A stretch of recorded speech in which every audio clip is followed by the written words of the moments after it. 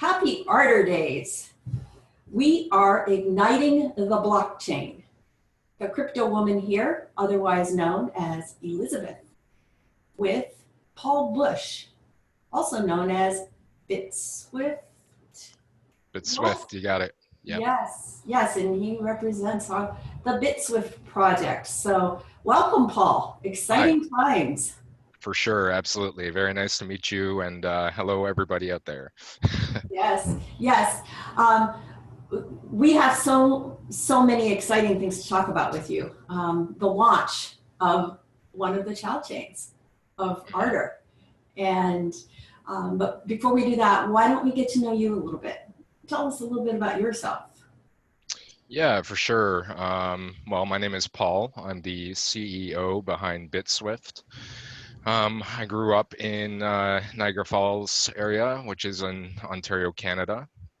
And actually grew up on a farm, believe it or not. Somehow in my childhood, my dad purchased me a computer and I became attached to it and fell in love with it, I guess. I became very passionate about technology and just, technologies in general. And I launched a business out of it, supporting people with their technology needs. So supporting people with their cell phones or printers or computers or whatever it may be, blockchain questions, tech in general, we support it. So that's kind of how I got into doing all this. Farming became not so interesting and technology kind of took over. And sometimes I look back and regret the decision because, it can be very stressful, especially working, helping people with their tech. Technology can be pretty frustrating as it is, never mind your own tech, but helping people with their stuff as well and making sure they're on track and, making sure that the tech in place for them can help them and make them become more productive and profitable. And that's really what our company is all about, is approaching businesses and integrating technology into their businesses that can help them. And if you look at it, like in the grand scheme of things, technology does have the capabilities definitely to help people. Actually, in most cases, technology is out there helping people, like waking you up in the morning or helping a doctor with a surgery or helping you communicate with somebody on the other side of the world. And that's very interesting to me. If technology has capabilities to enhance people's lives, then I like that. You know what I mean? I appreciate that from tech. So yeah, my interests and my profession has completely surrounded technology related matters, tech products, tech services, including blockchain. And actually how I got into blockchain is just through reading about Bitcoin, through reading about blockchain, and wanting to understand it more, wanting to learn more about it, finding it very fascinating, realizing, like I mentioned, like technology has this capacity to connect people. And so like look at blockchain now, you have this decentralized network that can't be shut down. So it's immune to all those problems that like traditional networks have. So you have this global network now that anybody can participate in, and it can really benefit everybody's lives. And I see that. It's just a matter of it's not integrated into everybody's lives yet. People are scared of it maybe, or shy of it, or maybe have the wrong impression of it. And so our focus as a tech company now is to educate people on it and to integrate people into it. And we'll be doing that through the Bitswift blockchain. And Paul, you have already developed a blockchain. Yeah, actually Bitswift is quite old. Bitswift came out in 2014, originally a proof of stake blockchain. And probably shortly after NXT launched, I guess, back in 2013, we had launched Bitswift. And so we could have continued on with Bitswift running, our own proprietary proof of stake public blockchain. But like we were realizing the amount of work that goes into just the backend development and ensuring everything is secure, and blockchain infrastructure is really a beast of its own, and it's not something that I wanted to kind of um, focus on for 10 or 20 years, right? What I wanted to focus on was bringing people into this ecosystem, bringing people into blockchain so that they can benefit from it. This same way I bring people into like new phones and new printers and whatever else they may have, new TVs in their doctor's office or lawyer's office for people that are just waiting. So to me it was like, well, how do you integrate this? And spending time on the infrastructure wasn't the way forward for me. It was, okay, you have an infrastructure now, a solid one, Ardor. How do you use this now to bring people into token ecosystems and make them more profitable? And so So that's where that's incredible, that you are taking your blockchain and pretty much transferring that to the Ardor platform, and mainly because you found it the ease of managing your own business so that you could scale your own business and dedicate to the service that you want to provide for your clients without having to secure the network and continue development. You found that it's going to be easier for you to. 100% easier, because now we can just pay attention to the applications that run on top of our blockchain that will be used to integrate people into our blockchain, rather than paying attention to all the back end like blockchain infrastructure dealings, which like I mentioned, it's just a beast of its own.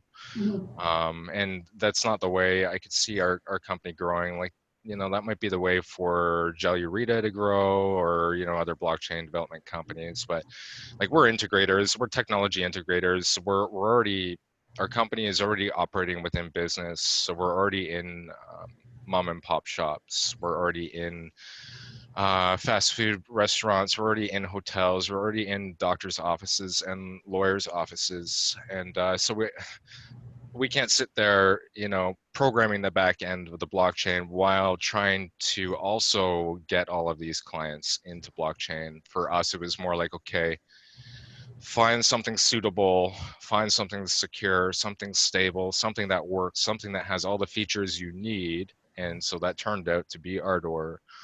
And now just develop the apps on top of it, develop the apps that will utilize that secure foundation, Mhm. and then use those apps to integrate people into the grand scheme of things, which is technically, the grand scheme of things is token ecosystems.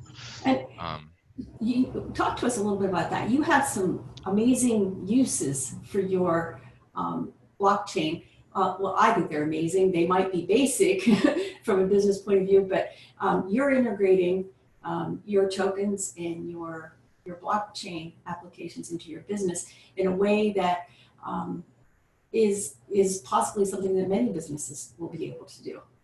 mhm. Yeah, so well, I'm always looking for a way to create utility for our tokens. So like, how can you integrate them, or like, how can people use them in the future, or what kind of utility can you give them? So first of all, our tokens, like I mentioned, they've been out since 2014. So they're distributed to a large number of people already. Some of those people are some of our clients, so plumbers and just restaurant owners, like people that are not related to cryptocurrency or blockchain or know anything about it at all. And the reason they're into Bitswift is because they started asking our tech company questions like, while we were out there, about blockchain, about Bitcoin, like, how's it work, what exchanges to use, what hardware wallets to buy. And this is about the time I got thinking, like, well, they're asking us because we're the, tech guys are kind of the go-to guys for this type of stuff. We know the industry, we know the scene, we know what fork, when Bitcoin forks, where your Bitcoin golds and your Bitcoin caches are going to end up, and we can give that to the clients, right?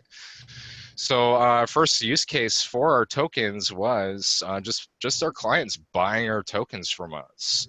And probably before a lot of crypto nerds bought Bitswift tokens, we had like legitimate clients buying Bitswift tokens, right? Just on the premise of they were wanting to buy Bitcoin. We explained Bitcoin Bitswift, and some bought both, right? Mhm. A lot of clients who just gave some, and they're happy with that as well. They've seen the benefits. So they're actually redeeming these tokens now on products, because we accept our own cryptocurrency Bitswift tokens for laptops and desktops and phones and whatever else. So there's one use case where people are already benefiting from this system, this ecosystem. A second one is our representatives who are on the road, who are actually on site or remotely operating within business. They're earning a passive revenue in Bitswift tokens. So they're actually earning a bonus, 50% bonus of the total of the invoice. So if the invoice was $100 and it was all service, $100 in service, they're making a $50 credit in Bitswift token, which comes out of our company pool, Mhm. because our company has a pre-allocated kind of fund for doing that. And it won't always be Bitswift token they're going to get in the future. We have planned to launch a tech token, which they'll earn tech token instead of Bitswift token. And the reason being is we'll actually run out of Bitswift tokens if we keep Yeah. giving them away as rewards, And people may say like, well, that's crazy. Like, you're paying your guys really well. They're earning double essentially, and you're giving away tokens. It sounds kind of unrealistic maybe, but to us is very realistic. Like, our guys are very, very happy. They're in business, they're promoting this blockchain, they're promoting this infrastructure, and the only way, to ensure they're going to be happy about it is to make them aware of the benefits, right? So, and I know they actively are. Like, one of our reps who works with us, like, he's expressed many times how grateful he is for the extra bonus. Without that, maybe it's not so much worth it to be doing what he's doing, right? So it really helps. So that'd be like kind of the second way, I guess, is like a bonus for our reps, which is actually being used every day. And then the third way, I guess, blockchain is currently being implemented is through rewards through our shop at the current time. And this is all kind of trial, so it'll probably change in the future, but our direction will stay the same, where we want to kind of be able to turn the public into passive sales reps for the Bitswift shop. And maybe for those of you who aren't aware out there, Bitswift Shop is kind of like a Best Buy online, but like a very early stage Best Buy. We just launched it, like a month ago. So we're new to all of this, to e-commerce. And our focus is, I think, a little bit, well, actually much different than your traditional e-commerce store, where they're generally centralized locations. Like, you get in your car and you go to Best Buy or Future Shop or wherever, and you buy your product. Here, our rewards kind of program that's tied into Bitswift Shop, we're looking at issuing cryptocurrency credit, actually a token under our Bitswift blockchain called credit, and giving this to users who are following our social accounts. And this would all be done autonomously, so it's not like we're manually issuing this credit. It's like, you follow our social account, you earn some credit. You recommend a friend to our shop and he checks out, and if the value is worth over $25, you earn some credit, and so does he. And so we're kind of like looking at this, wondering like, okay, our reps can earn passive revenue from our blockchain. Well, what about the public? Can we turn the public into maybe like a sales force for the shop, where everybody can recommend the shop and everybody can earn rewards and passive revenue off the shop just for recommending it and purchasing stuff from there, or maybe just from following our social accounts, following us on Twitter and retweeting our stuff. um, you know. So, and these three things, like I just mentioned, they all roll back into making this token ecosystem accessible for people. So just by giving away our tokens, or giving them away as rewards, this makes it very easy for a third party to get into blockchain. And Wow. It's the easiest way that I can think of. I mean, there's no other easier way than just giving somebody the token, and now they're in. Distribution is one of the big challenges of any currency or cryptocurrency that is distributed, or any blockchain, and that's awesome. I think it's interesting that your business model, when you explain it, sounds so simple, but it's so innovative. And the other part that impresses me is that it's connecting. Every single one of them is connecting this very complicated technology with people. You're connecting it with your clients, you're connecting it with your sales rep, you're connecting it with your customers on your store, and doing it by giving them away.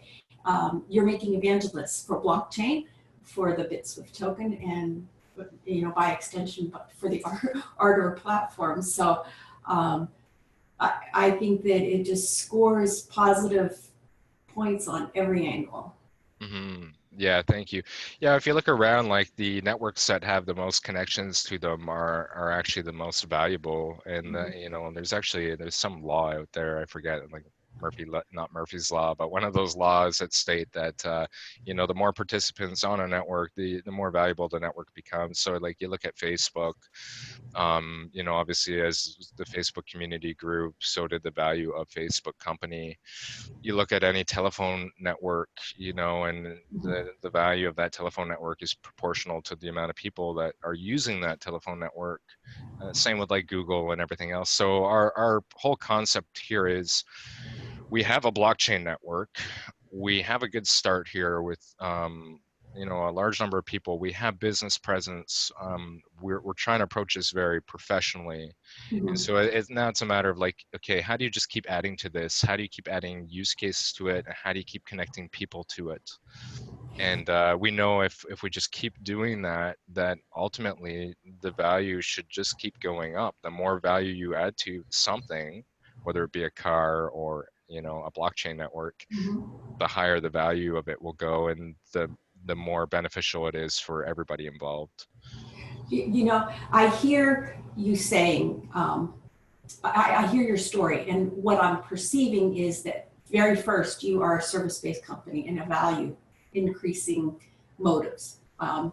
But you have growth is your goal. You want to grow. Tell us a little bit about some of your growth goals through all of this, because I'm hearing the value and the service is your foundation, but I'm hearing growth is a big goal into the future. Mm-hmm. So yeah, ultimately we want to grow, and we want to grow at a rate of 100 times every year. And not just I'm not just talking the value of our cryptocurrency or our digital token products. I'm talking the value of our company and the amount of people in our company. So at the current time, we launched our company mid last year. We have 3 people. Initially just started with me, and so now we have 3 people. So I'm hoping by the end of 2018 we'll have maybe 6 to 10 people. And I think that's very important. Is as much as having the blockchain and all that, I think having a physical support network for this blockchain is extremely important, especially like if you consider all the people out there that know nothing about this stuff.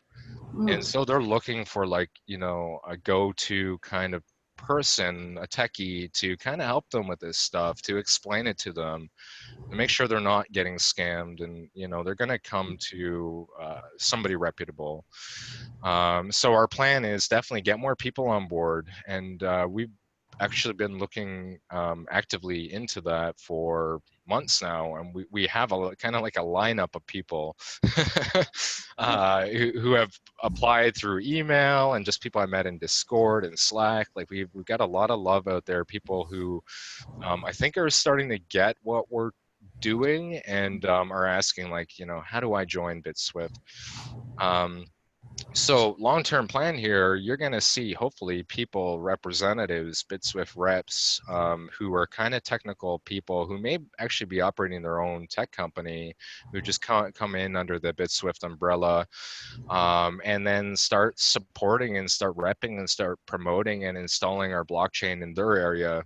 and getting their friends into it, and getting their family into it, and everybody's benefiting at that point. Mhm. So that's on the, I guess, the physical side of things, is just getting more people on board, establishing more brand presence, more trust. The more people we have on board, the more cars we have driving around on the road, the more people are seeing the brand, the more likely they're going to be able to trust our ecosystem and our products.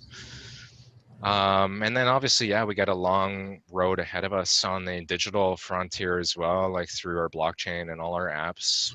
We have planned to release and get out there, and we've been waiting for this this transition in our Ardor so that we can actually start building the stuff that we've been looking forward to build. Are Um, your app projects top secret, or are you ready to disclose a few, just a few hints about some? they're not top secret. Like, there's hints out there that we're working on a merchant platform, which I'm actually very excited about. What you're gonna see from us is blockchain projects that literally just give tokens away. Okay. And it sounds silly, but I mean, like I said before, that's the best way to get people into this stuff. Mhm. And so if we have the capability to create blockchain tokens, and we can market them and promote them and integrate them, then why wouldn't we? And so you'll definitely see apps from us that maybe they're just even stupid, like retweeting our Twitter account passively earns you credit.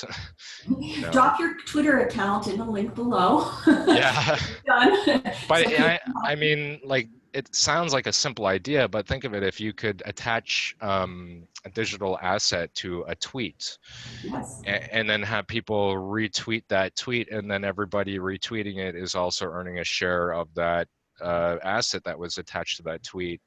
And so you can have that, attached to the tweet, and just people being able to redeem it within some website or portal that's attached to your ecosystem. So they're Mhm. not redeeming it on Twitter, they'll be redeeming it through your platform.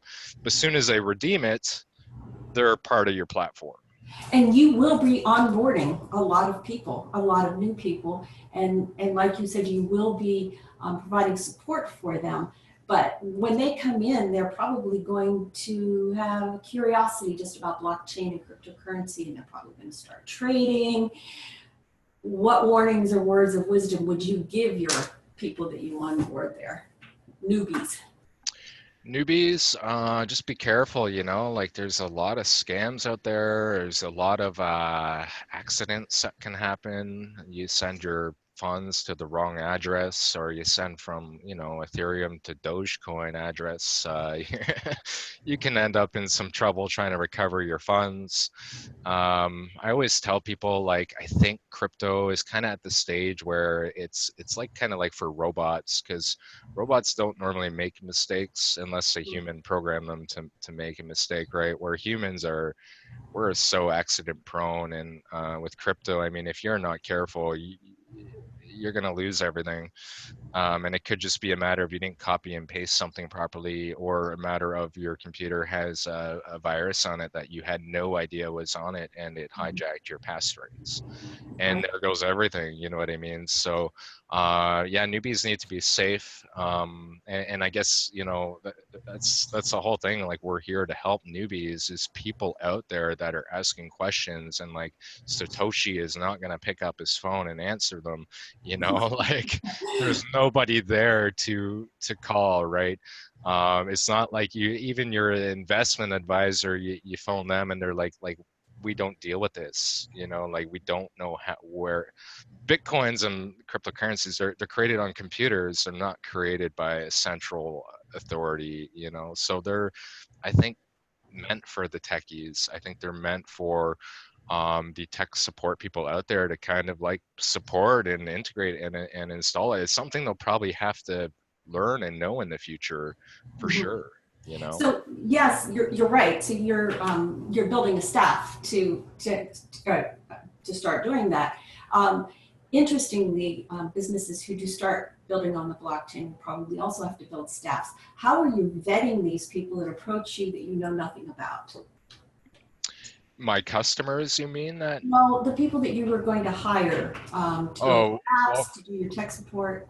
okay. Well, first of all, we don't really hire anybody. People are Okay. partners with us. Everybody's kind of like a subcontractor. So I can't foresee that we'll pay anybody like a set hourly rate wage. Mhm. Part of our business model is everybody's their own boss. Everybody does what they want. Okay. Nobody tells you what to do, what time to wake up.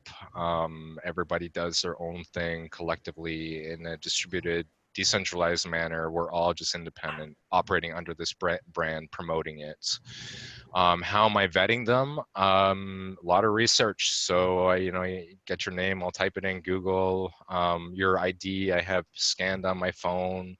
In the two cases where we have two guys already working, one of them I've known for a long time. I actually taught him at the college way back when, and the Okay. other guy I know through Canada Computers, which I shop there quite frequently, and I knew him for at least a year before he joined our company full time.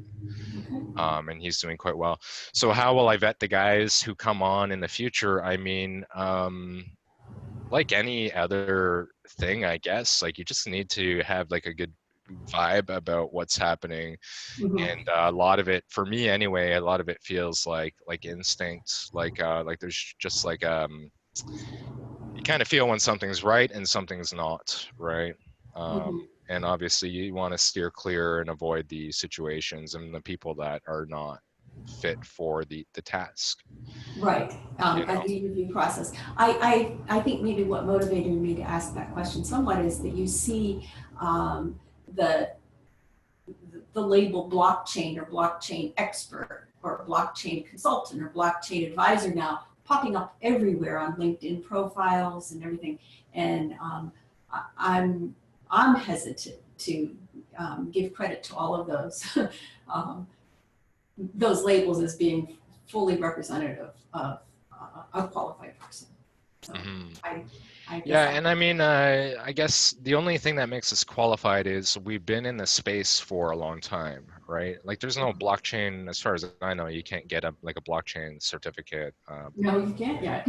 No, not yet, right? So it's just now that the universities and I think the colleges are like starting to pay attention to this space, and it probably won't be another 5 or 10 years before they actually like have fully featured courses around this. So in the meantime, it's just going to be people who are kind of experienced, who have been around it, who kind of know the markets, who kind of know the tech. And obviously, I've been dealing with Bitcoin since 2011-ish.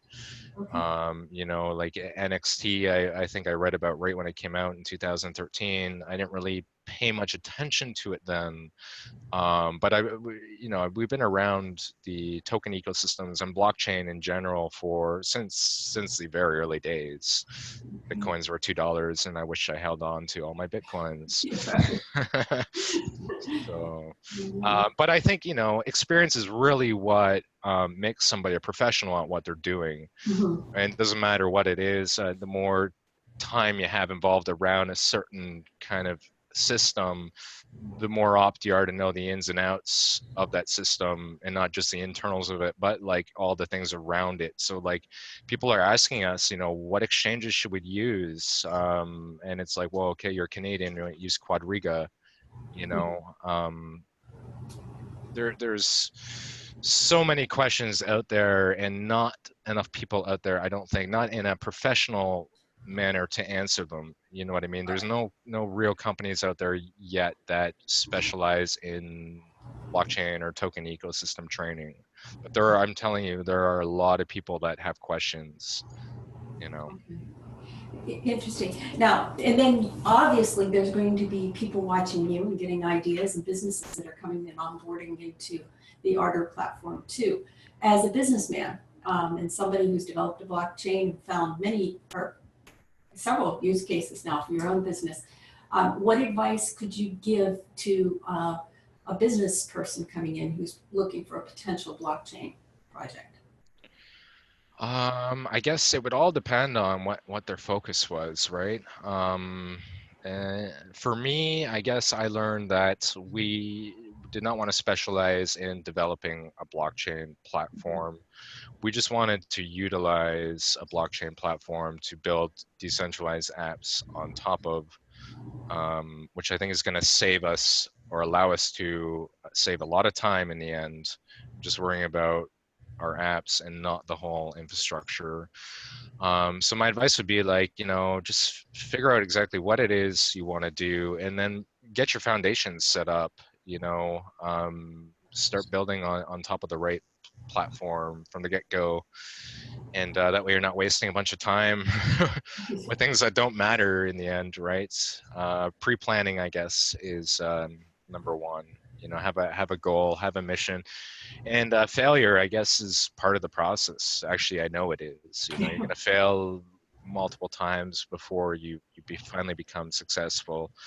And I think ultimately, like Bitswift, we're getting to where we want to be. Where we're still failing along the way as well, and learning from our mistakes and picking up and carrying on. Right. We call that failing forward, right? Oh, I have a kitty who jumped up. He's got to Oh.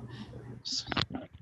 So Paul, obviously you were attracted to the Ardor platform and you chose it for reasons. Can you tell us what the most amazing thing is that attracted you to it and made you decide to use it?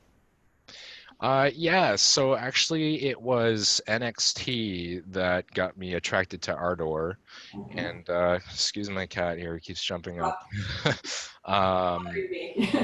So like I said, I was into Bitcoin way back when, 2011. I looked at NXT in like 2013, and then somehow I think like 2014 or yeah, late 2014, I looked back at NXT and I loaded it. I opened the client and it looked completely different. It looked amazing, and that's when I realized like holy shit, like these guys are like seriously developing this.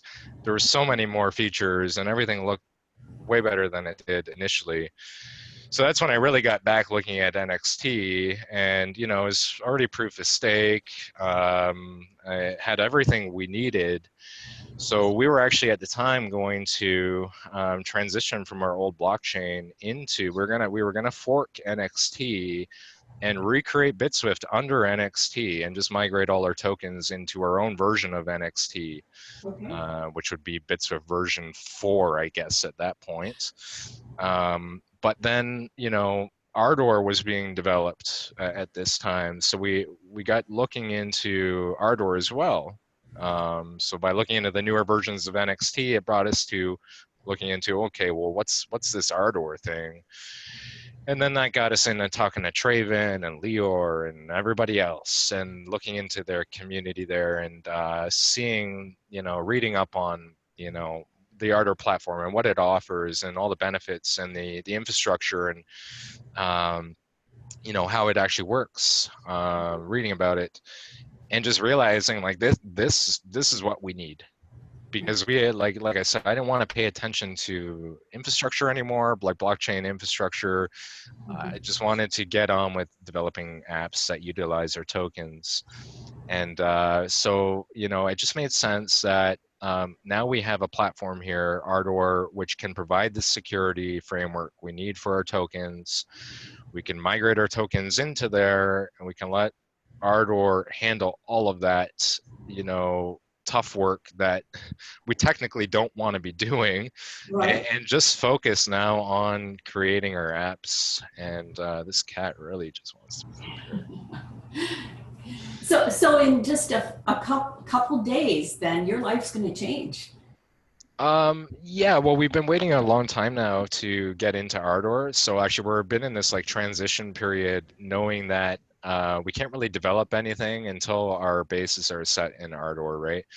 I mean, we have, but we can't connect them all to Ardor. Ardor hasn't launched yet. So like our block explorer that we have waiting is just sitting there waiting for Ardor to launch. Right. And so on that front, yeah, like we're extremely excited and pumped for Ardor to actually launch, so that the API can be there, so we can start developing and pushing out some of these apps I've been thinking of, and things I just know will think people will find interesting, and it'll help bring more users into this ecosystem. Well, we have another reason then to be excited for this Genesis block that's going to happen at UTC 0. Absolutely, yeah. We've been waiting for a while. That's because Bitswift is going to be joining the actual physical community of the blockchain. We're going to see you there on the child chain list. Is that right? So Bitswift will be the second child chain after Ignis. So Ignis is the first official child chain on Ardor. And so after that, you have the Bitswift child chain, and we're excited for it. We're ready for it. We're gonna release a bunch of apps, and we're gonna pull a whole bunch of new users into this token ecosystem.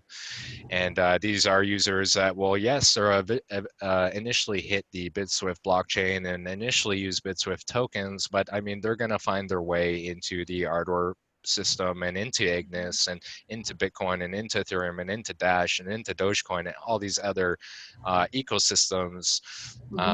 And that's ultimately the goal, is to spread awareness and get people involved and really get this new system installed, promoted, and people educated on it so that it can become something and enhance everybody's lives like it's meant to be. So right now there are people who actually hold and own Bitswift tokens from the past. Oh, absolutely. Yeah, And there's how will their tokens transfer? Can you explain that to us briefly? so the initial transfer from our old blockchain to NXT asset, how did that happen? Is that your question? Well, if that's part of the process to get you to your child chain. Yeah, so while we initially had our initial proof of stake blockchain, which came out in 2014, then, like I said, we didn't want to pay attention to the infrastructure dealings anymore. So we decided to hop into NXT temporarily as an asset, just to ensure our tokens were protected and safe. Our old blockchain didn't have too many participants on it staking, which means if not so many people are staking, the network can become insecure. So part of this transition was we know we're going into Ardor. We know we will have some eyes on us. Our network is probably going to grow in the process. It was already growing, more users were participating. So now it's like, okay, well, like we need to ensure security here. And that's one of the primary focus of one of our companies behind Bitswift, not the tech solutions company, but the Bitswift decentralized applications company. Its sole focus is to protect the tokens and to develop the ecosystem around the tokens. And so, yeah, we moved our tokens into NXT as an asset. And so that's where they actually are right now. They're locked in NXT. Actually, I think that whole asset is locked right now. It You is. cannot move or trade them or do anything, right? Not during this period between the snapshot and the launch. And for the people who are just coming in and maybe not be as familiar with our features, NXT has an incredible asset exchange. It's been very popular and very successful, and that's where your tokens are blocked currently. Yeah, we wanted to move them to NXT because we knew they'd be safe there. And our old chain was proof of stake, NXT's proof of stake. We got mingling with your community, which we felt was very professional and on track with what we're trying to achieve with our company, and so, yeah, our home is currently with NXT. And so that was kind of also to help us prep to get into the Ardor infrastructure, because now we're already the asset in NXT. All bits of user balances are reflected as a NXT balance right now. So it's very easy. Well, probably not easy, like I'm saying, but for their dev team, for the NXT Jellurita, to take our balances and import them into into our child chain, into the Ardor Genesis block, essentially, it's just a natural kind of flow, because Ardor is based off Next, right? So that's essentially what's happening. Right now, all users' balances are locked. Ardor will launch with the Genesis block based on that snapshot of when the balances were locked. I forget what block number it happened, but anyways, it's already happened. 1636363. Easy to remember. Okay. I'll try to remember that. And so, yeah, when Ardor launches, you'll download the new Ardor client. You'll type your old passphrase in that you've used on NXT. You'll log in, and your Bitswift balance will be there. You'll see your Bitswift child chain balance will reflect whatever balance you had as that NXT asset. As easy as that. Yeah, only thanks to the NXT dev team there. I mean, without that group of people, it would not be an easy process. No. I do want to say one thing just to add a little bit to this. And you say that you're the second child chain, and technically that's true, but really Ignis is an in-house development. So in some senses, we can say that you were the first external child chain on the Ardor platform. And I am really excited to see how it works out for all of us. It is going to be exciting to open up the client and see Bitswift right there and be able to look at it, to purchase more tokens if we choose to, and also maybe even to go to your store and shop a little bit, learn some more. So under the comments on this video, if you'd care to share the link to your online shop, maybe some of us who are looking for some tech might be able to wander over and see what you have. Yeah, for sure. Our shop is still very early stages. We're still trying to figure it out. But like I said, long-term goal, we're trying to incorporate our blockchain into it and turn everybody hopefully in a passive sales rep. I'll definitely drop the link.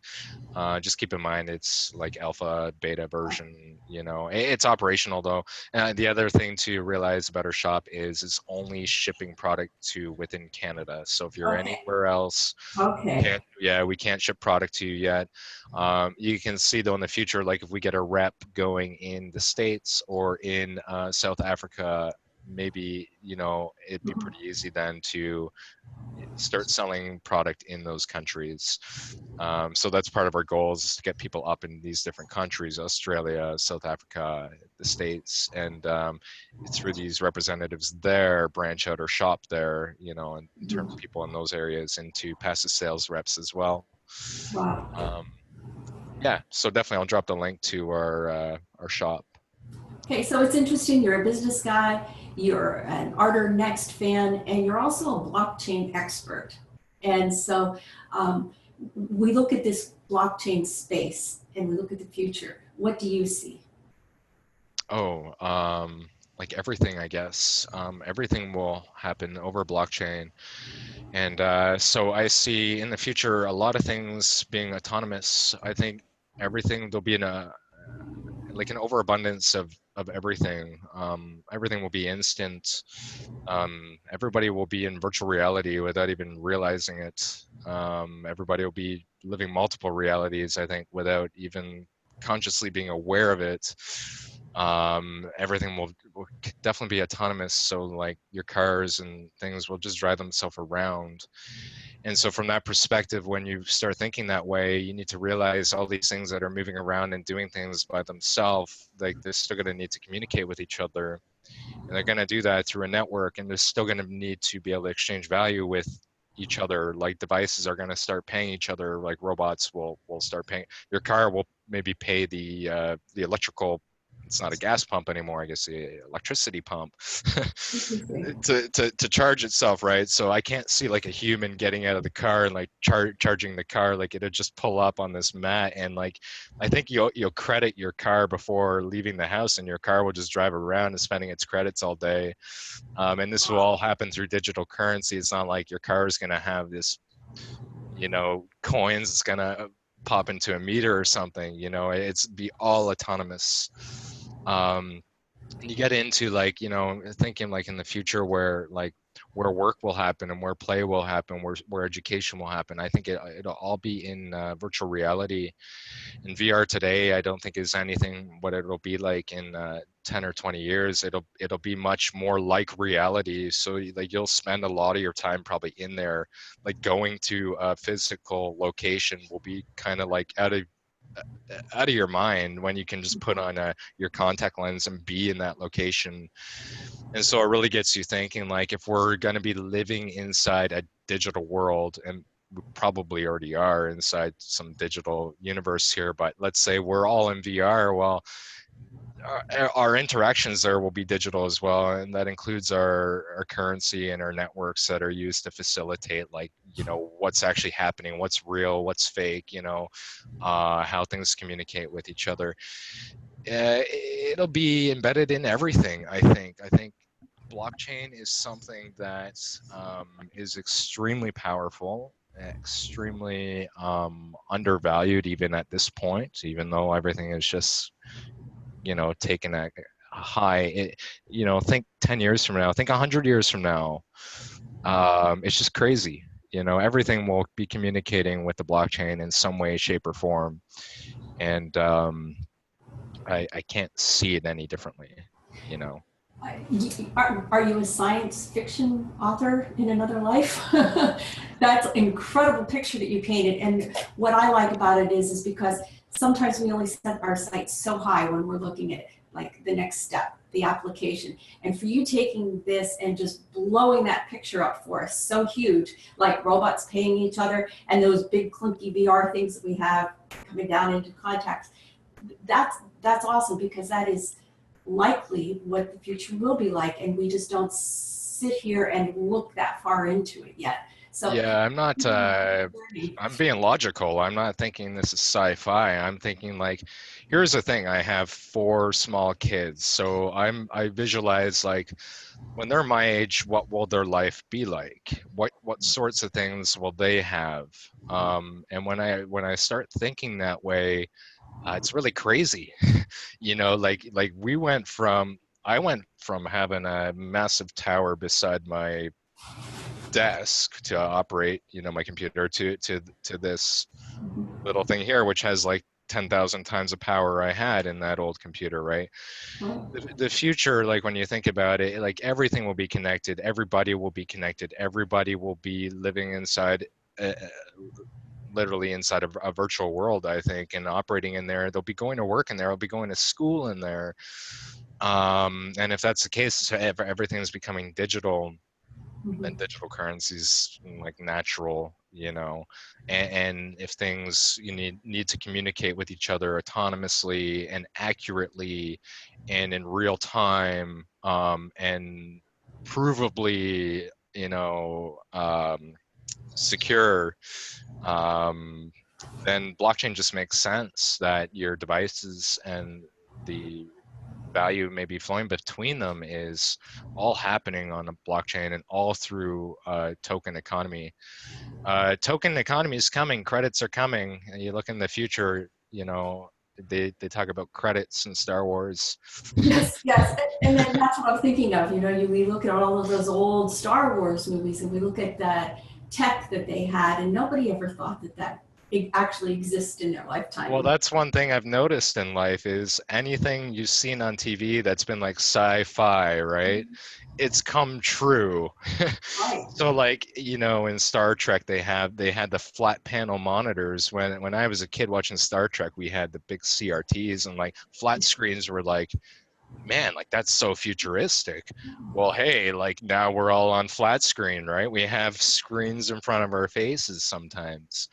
How about, like, like, beam me up, Scotty? Well, in VR, you can beam up to any reality you want and be there with anybody you want to be. And, like, those types of things will only enhance and become better and more realistic as you go on. So you'll eventually hit a point where you won't be able to decipher between what's real and fake anymore. What you consider fake will be so real looking that it'll just be real to you.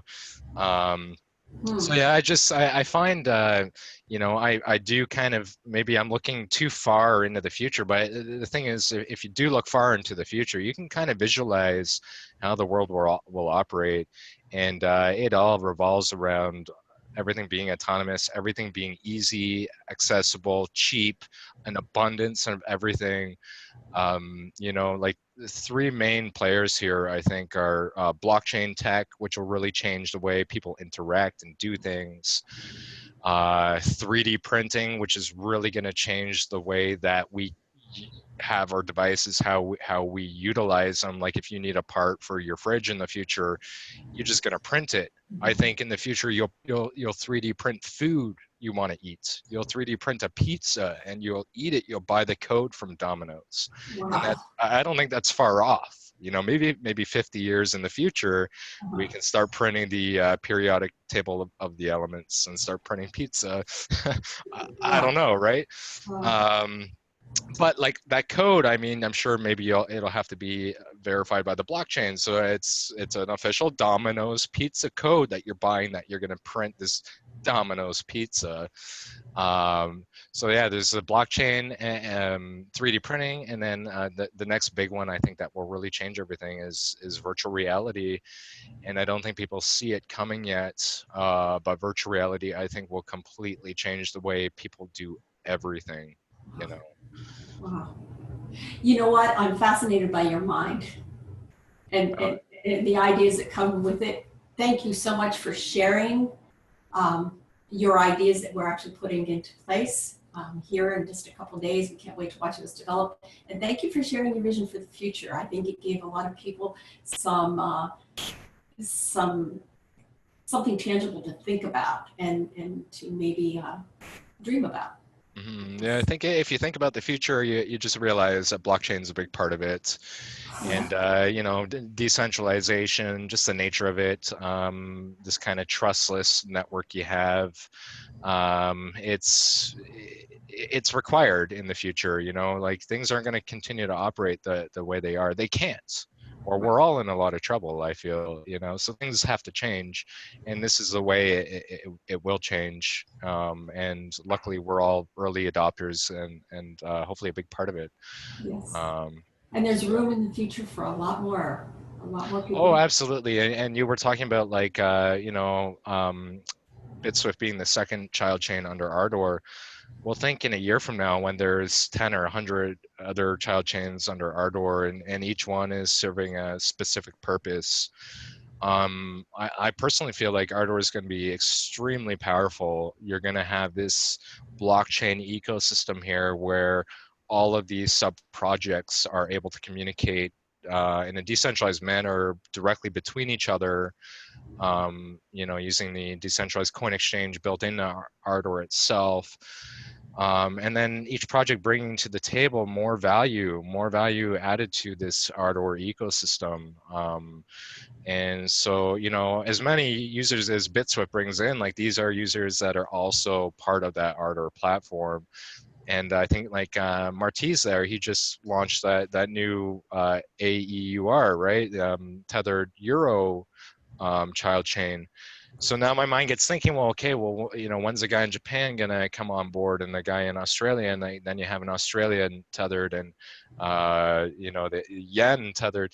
It kind of blows your mind. It gets you really thinking of. Because it gives you an easy access point into that ecosystem that's going to continue to grow and offer services. And really, our imaginations can take us to a place where we might not have to leave that ecosystem. I think Ardor will be the king blockchain as a service platform, and you're going to have a lot of people out there realizing that you know, that's where they should start building their apps. They should have their own chain there, and they should start building things on under Ardor.